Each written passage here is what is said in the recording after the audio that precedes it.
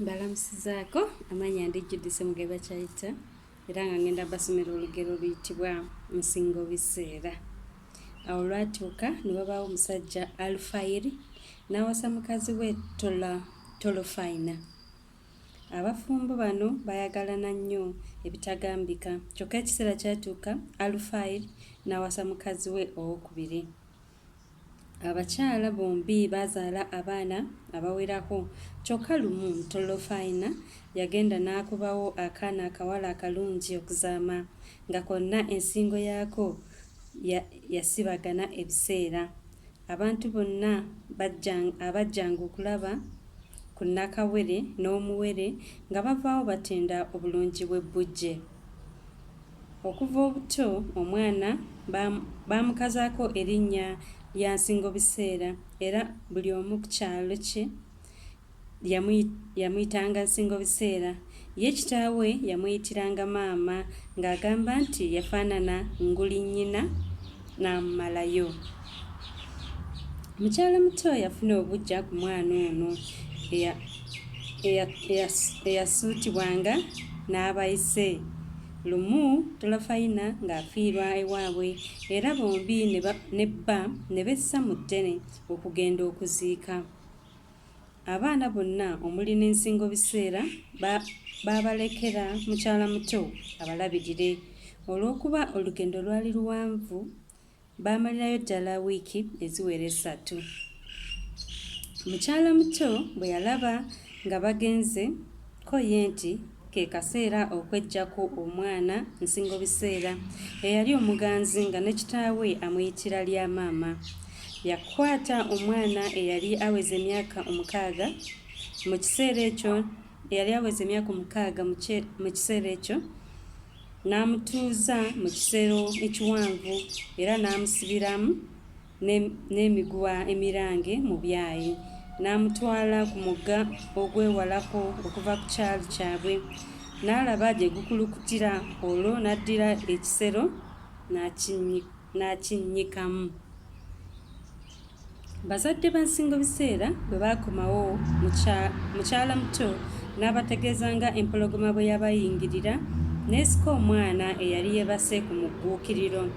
Abazadde baanyolwa nnyo era ne bamala ebbanga nga bakungubaga. Baali bakyakungubaga ekyeya ne kigwa mu kitundu, oluzzi lwabwe ne lukalira ng'amazzi balina kugakima ku luzzi luli olw'ebunaayira mukyala muto gye yasuula omwana Nsingobiseera. Balirwanwa baabwe be baasooka okugenda ku luzzi olwo, naye baba bakitubika ensuwa zaabwe okusena amazzi ne bawulira eddoboozi nga liva mu kisaalu omugga gye gwali gukulukutira nga liyimba nti, abatitubika bwettitu mundabiranga Tolofayina bwettitu ti Nsingobiseera ali emugga bwettitu obulungi bwe bwamussa bwettitu. Abatitubika bwettitu mundabiranga ne Alufayiri bwettitu ti Nsingobiseera ali emugga bwettitu obulungi bwe bwamussa bwettitu.